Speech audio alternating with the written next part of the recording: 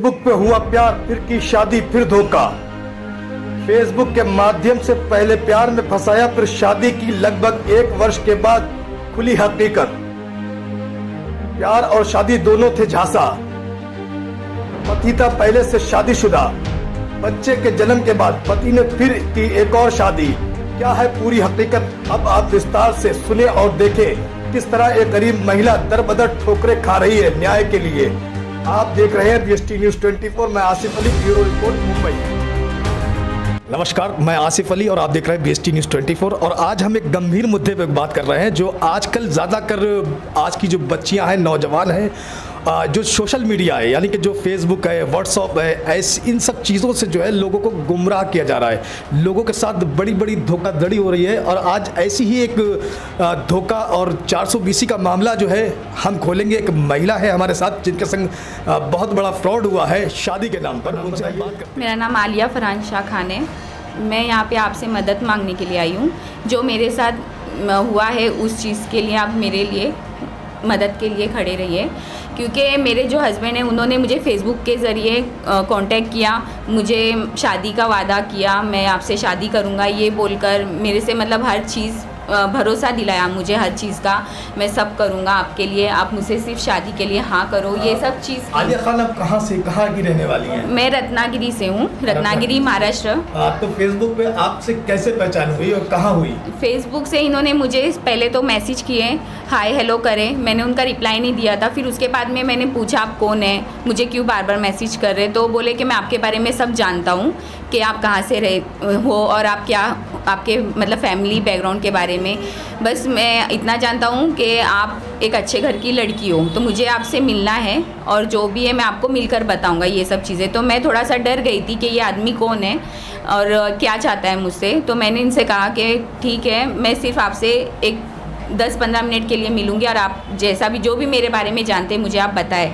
मैं थोड़ा सा डर के मारे मैंने इनसे हाँ किया मिलने के लिए। और जब मैं गई तो इस बंदे ने मुझे इतना भरोसा दिला के बोला कि मैं आपसे शादी करना चाहता हूँ, मैं सब कुछ करूँगा, बस मेरे से शादी के लिए आप हाँ करो क्योंकि मैं आपको पसंद करता हूँ। ये सब चीज़ें होने के बाद उन्होंने शादी भी की। शादी करने के बाद उन्होंने घर का बोला कि मैं घर लेके आपको मुंबई बुलाऊँगा, मुंबई रखूँगा। मैं उस बीच में मैं प्रेग्नेंट रह गई। प्रेग्नेंट रहने के बाद फिर उन्होंने मुझे यही बात वापस झांसे में ली कि अभी तुम अपने मम्मी के घर चले जाओ, गांव में रह लो, मैं जब सब कुछ कर लूँगा घर का सब कुछ। अच्छा, जब आपको यहाँ बुलाते थे तो वो अपने घर लेके गए या नहीं? नहीं, मुझे कभी भी घर पे नहीं लेके गए। मैंने उनसे कई बार ये कोशिश भी की पूछने की कि आपका घर कहाँ पे है, आपके माँ बाप कहाँ पे, पेरेंट्स किधर है। तो वो बोलने लगे कि नहीं, मेरे पेरेंट्स ये सब चीज़ों को अभी मानेंगे नहीं, मैं कैसे भी उनको मतलब मना लूँगा और फिर आपको यहाँ पे लेकर आऊँगा और यहाँ पे रखूँगा। उनसे कोशिश करूँगा कि मेरे पेरेंट्स मान जाए। और मुझे यही बोला कि मेरे पेरेंट्स यहाँ नहीं रहते, मेरे पेरेंट्स गाँव में रहते हैं, मैं अभी अकेला यहीं पे रहता हूँ। तो आपको मेरे पे मतलब जैसे भरोसा है तो जो भी चीज़ें हैं भरोसा करके देखो, मैं अच्छा इंसान हूँ। अपने ऊपर मतलब पूरा ऐसे ही विश्वास दिलाए कि मैं बहुत अच्छा इंसान हूँ, तुम भरोसा कर सकती हो मुझ पे। तो मैंने वही भरोसे से मैंने उनका मतलब उनकी जो भी बातें सुनी, वो चीज़ों में मैं मतलब बहकावे में उनके सब हर एक बात मैंने उनकी सुन के उनके बहकावे में मैं आ गई। और उसके बाद इन्होंने शादी तो की, लेकिन उस शादी के बाद उन्होंने जो भी चीज़ें हुई और मेरे साथ जो गलत किए, मैंने इनका मार भी खाई हूँ, ये भी मेरे साथ में उन्होंने किया है कि मारपीट भी किया है मेरे साथ। लेकिन मैंने उस वक्त उसको नज़रअंदाज करते हुए ये कि मेरे शोहर है, चलो ये चीज़ें होती है, हस्बैंड वाइफ है, मैंने उस चीज़ को मतलब ये नहीं किया, ज़्यादा ध्यान नहीं दिया। और ये चीज़ होने के बाद वो घर रत्नागिरी आए, 1-2 बार आए, बस मुझे मिले कोई कुछ ही देर के लिए और वही मतलब रात में रिटर्न ये चले गए। मतलब मिलने के लिए सिर्फ थोड़ी देर के लिए आए थे और उसके बाद में ये चले गए। 2-3 बार है। कांटेक्ट कैसे करती थी? मैं कॉल पे इनसे बात करती थी, ये मुझे वीडियो कॉल करते थे हमेशा, जब भी मतलब कॉल करते थे वीडियो कॉल। लेकिन ये बाहर से ही वीडियो कॉल करते थे, मतलब कहीं ऐसे घर से मतलब ज़्यादा इनका कॉल नहीं आता था। ये जब भी अपने दोस्तों के साथ रहते थे, 2 उनके दोस्त थे, हमेशा उनके साथ ही रहते थे और उनके साथ ही मुझसे बात करते थे। कहीं बाहर गाड़ी में बैठे हुए या फिर कहीं मतलब रोड पे ऐसी मतलब इनकी मतलब मेरे से बात होती थी, तो मैं इनसे पूछती थी कि तुम घर लिए या नहीं, मतलब अभी तक क्या हुआ, घर का क्या हुआ, तुम घर का कुछ कर रहे या नहीं, मैं कब तक यहाँ पे पड़ी रहूँ। तो बोलते नहीं मैं कर लूँगा, थोड़ा सा वक्त दे मेरे को, मैं अभी थोड़ा परेशानी में हूँ। ये सब चीज़ें उन्होंने मेरे को मतलब हर बात से हमेशा बहाने ढूंढ के, कुछ भी कोई भी बहाना बना के मना कर देते थे कि अभी नहीं, मैं बाद में करूँगा। जैसे कि आपने मुझे बताया कि ऑलरेडी पहले से भी उनकी शादी हुई हाँ, थी, बाद में वो एक शादी करी, तो आपको कैसे मालूम पड़ा? ये चीज़ मेरे को जब इनकी शादी, पहली शादी के बारे में पता चला, तो ये इनके, मैं जब मुंबई गई तब मेरे को पता चला कि इनकी ये पहली बीवी है। ये सब चीज़ें तब मेरे सामने आई। इनकी बीवी के मुझे ये नहीं मालूम था कि ये इनकी बीवी है। जब मैं इनके घर गई तो इनके पापा से मुलाकात करनी थी मुझे, इनके बारे में बताना था कि आपका बेटा ऐसी हरकतें कर रहा है, हर लड़कियों के साथ उनको फेसबुक से फंसाना, ये सब चीज़ करना। तो ये चीज़ मुझे गलत लगी कहीं ना कहीं, तो मैंने सोचा कि इनके पापा को पता चलना चाहिए कि आपका बेटा ऐसा कर रहा है। तो ये चीज़ सोचकर मैं मुंबई गई। तब वहाँ पे मैंने इनसे बात की, उनके पहले घर गई, उनके मतलब पापा के जो मतलब नीचे बिल्डिंग में गार्ड जो रहते, मतलब वहाँ से उनसे मेरी बात हुई, तो उन्होंने मुझे बोला कि यहाँ पे कोई नहीं रहता। लेकिन जब मुझे पता चला वो घर में ही है, तो मैंने उनसे बात करने की पूरी कोशिश की। फिर वो नीचे आए भी, मुझसे बात भी की उन्होंने, लेकिन उनकी बात में कोई ये नहीं था। वो डायरेक्टली मुझे यही बोल रहे थे कि यहाँ से तू निकल जा, मुझे धमका रहे थे, अगर तू यहाँ से नहीं जाएंगी तो हम लोग के पास में बहुत है, पावर है, तू क्या कर सकती है, ये सब चीज़ें उन्होंने किए। गाली गलौज भी की, यहाँ तक कि धक्का मारा, मेरे बच्चे का बैग फेंका। धक्का किसने मारा? मेरे ससुर ने। मतलब मेरे को सीढ़ी पे जब मैं खड़ी थी तो डायरेक्टली बोले यहाँ से निकल, धक्का मार के मेरे बच्चे का बैग उड़ा के फेंक दिए। मेरे बच्चे का, उसमें दूध का सामान था, बॉटल, सब मेरे बच्चे का ही सामान था और कुछ नहीं था। तो मैं उस वक्त मतलब बहुत ये हो गई थी कि मैं क्या करूं, बेसहारा थी, क्योंकि मुझे समझ में नहीं आ रहा था कि ये अभी ये मेरे साथ ऐसा कर रहे हैं, तो मैं आगे किससे मदद लूँ, कहाँ जाऊँ। अच्छा, आपके परिवार में कौन कौन है? मेरे परिवार में भी सिर्फ मेरी मम्मी है। मेरे फादर का इंतकाल हो गया, 7 साल हो गए, और मेरे भाई है, मेरे से छोटा है, वो हाफिज़ कुरान है, लेकिन उसका भी कुछ इतना ज़रिया नहीं है आमदनी का। वो सिर्फ 6,000 कमाता है, अजान देता है मस्जिद में।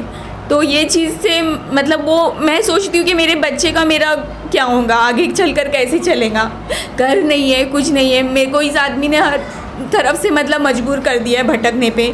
मैं हर जगह गई, पुलिस स्टेशन गई, सब जगह जाके मैंने मदद मांगी, लेकिन कोई मदद के लिए आगे नहीं आ रहा। सब यही बोल रहे कि ये चीज़ है आपकी, तो आप इधर यहाँ से हम कुछ नहीं कर सकते, आप आगे तक जाओ, कोर्ट से आपको जो भी है मिलेगा। लेकिन वहाँ तक जाने के बाद भी आदमी मेरे को परेशान कर रहा है, कोर्ट नहीं आ रहा है। सब कुछ मैंने हर एक चीज़ की इसके खिलाफ़, लेकिन ये मुझे भटका रहा है दर दर, यही बोल के कि मैं कर लूँगा। जब मैं वापस मुंबई आई, एक टाइम के बाद में 1 साल मतलब होने आएगा अभी, और मैं आई हूँ, तो मुझे अब भी वही दिलासा दे के ये आदमी वापस भेज रहा है मेरे हाथ में पैसे दे के, ये ले और तू यहाँ से जा, मैं कर लूँगा सब, मैं सब ठीक कर दूँगा, मैं घर लेके रखता हूँ। यही सब चीज़ें इसकी मैं सुन रही हूँ। इतने साल, 2 साल निकल गए, यही चीज़ बताएं। इतने सालों में आपको क्या खर्च दिया, या कुछ आपकी है, क्या आपके रहने का, खाने का, पीने का कुछ दिया? नहीं, मुझे सिर्फ इन्होंने जब जैसे उनसे बनता था, मतलब उनके पास जैसे कुछ पैसे आते थे, 2,000 या 3,000 बोलो, तो वो उस हिसाब से मुझे भेजते थे। कभी उन्होंने मुझे महीना खर्चा नहीं बांधे कि ये महीना खर्चा तू चला अपने बच्चे का अपना, बस अपने हिसाब से 2,000-3,000 दिया करते थे, बाकी और उससे ज़्यादा कोई अमाउंट नहीं दिया। बस मेरी डिलीवरी के टाइम पे उन्होंने जो भी खर्चा किया वो मेरे आदमी का ही था, बाकी तो उन्होंने इससे ज़्यादा मेरे लिए कुछ ऐसे घर का बंदोबस्त जो भी है, वो जो उनका फ़र्ज़ बनता है, जो एक औरत को एक हक चाहिए अपने आदमी से, वो उन्होंने आज तक नहीं दिए मुझे।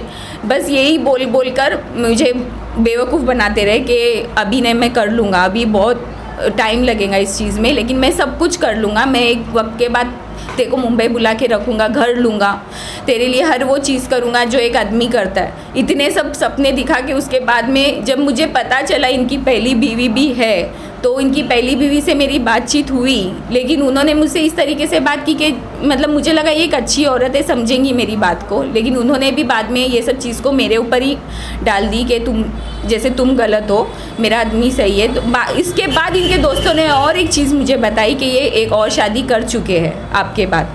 तो मैं और सदमे में आ गई। उस वक्त मुझे कुछ समझ में नहीं आ रहा था कि मेरे से शादी करने के बाद इन्होंने एक और शादी की है। वो लड़की कांदेवली में रहती है, समता नगर में, उसका नाम वरीन है। तो ये सब चीज़ें मेरे पास उस चीज़ों का प्रूफ भी है, फ़ोटो है, इन्होंने जो तीसरी शादी की है, हर चीज़ है। लेकिन ये आदमी बोल रहा है कि मैंने तीसरी शादी नहीं किया हूँ।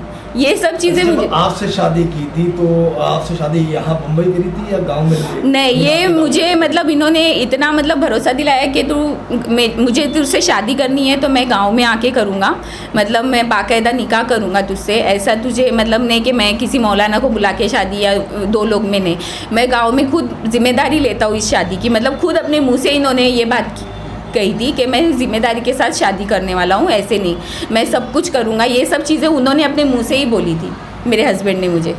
तो अभी आप जब आए यहाँ मुंबई आने के बाद आपने उनसे क्या कहा कि आपको क्या उनसे जो है अपेक्षा है? मैंने अभी जब मैं मुंबई आई, मेरा बच्चा बीमार था घर पे, मैं उसको बीमार छोड़कर यहाँ पे आई और उसके बाद में मैं उनके घर के पास सुबह से खड़ी थी। जब मैं वहाँ पे गई यही सोच के कि ये आदमी मुझे दिखेगा तो मैं इससे बात करूँगी, कुछ तो मतलब उनको रहम आएगा अपनी बीवी को देख के, अपने बच्चे के बारे में सुन के कि मेरी बीवी यहाँ तक आई है, सुबह से भूखी प्यासी खड़ी है, तो कुछ तो वो आदमी रहम करेगा मेरे ऊपर। लेकिन उन्होंने कुछ ऐसा उनको देख के ऐसा लगा ही नहीं कि वो कुछ एहसास उनको इस चीज़ का है, उन्होंने गलत किया है इस चीज़ का उनको एहसास, मुझे ऐसा नहीं लगा कि उनको एहसास है। मैंने जब उनको देखा तो वो चीज़ में उन्होंने सिर्फ इतना ही बोले कि ठीक है ये तू पैसे रख, हाथ में मेरे पैसे थमाए और बोले तू अभी जा, मैं देखता हूँ क्या करना। जब आप अपने ससुर के पास गई थी ससुर से बात करने के लिए, तो आपने हमें बताया कि उन्होंने आपको जो है धमकी दी, क्या धमकी दी थी आपको? मैंने जब उनसे बोला कि आपके बेटे ने मेरे साथ ऐसा किया है तो उसके ऊपर आप कुछ मेरे साथ इंसाफ करो, जो भी है आप उसके लिए मेरे लिए कुछ तो मतलब मेरे बच्चे के खातिर इंसाफ करो। तो मुझे बोलने लगे